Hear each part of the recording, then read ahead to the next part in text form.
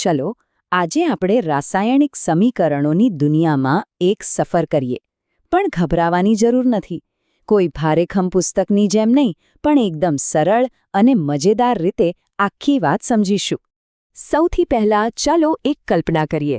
જાણે કે આપણી સામે એક ચાંદી જેવી ચળકતી મેગ્નેશિયમની પટ્ટી છે. હવે એને હવામાં સળગાવવામાં આવે છે તો શું થાય? આંખોને આંજી દે એવી એકદમ તેજસ્વી જ્યોત, ખરું ને? બસ આ જ તો છે એક રાસાયણિક પ્રક્રિયા જે આપણી નજર સામે થઈ રહી છે.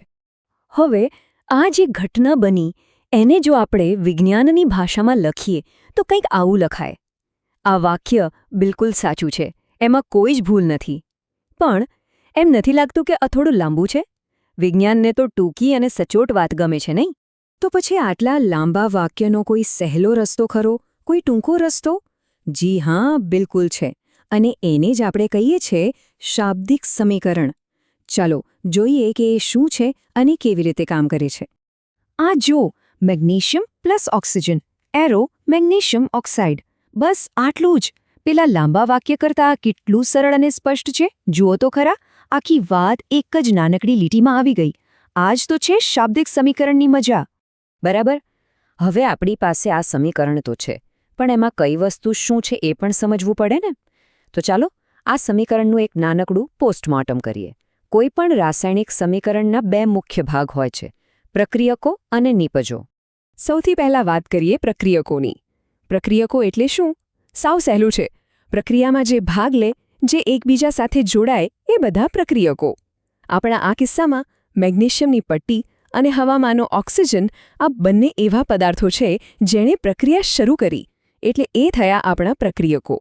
અને હવે પ્રક્રિયકો ભેગા થયા પછી જે નવું બની, જે આપણને પરિણામ તરીકે મળે, એને કહેવાય નિપજ. યાદ છે પેલી સફેદ રાખ જેવો પદાર્થ? એ જ છે આપણી નિપજ. એનું નામ છે મેગ્નેશિયમ ઓક્સાઇડ. તો જે શરૂઆત કરે એ પ્રક્રિયક અને જે અંતમાં બને એ નિપજ. તો આપણને પ્રક્રિયક અને નિપજ શું છે એ સમજાઈ ગયું. પણ આ સમીકરણ લખતી વખતે શું ધ્યાનમાં રાખવાનું? શું આપણે ગમે તે રીતે લખી શકીએ? ના ભાઈ ના. એના માટે પણ કેટલાક એકદમ સિમ્પલ નિયમો છે.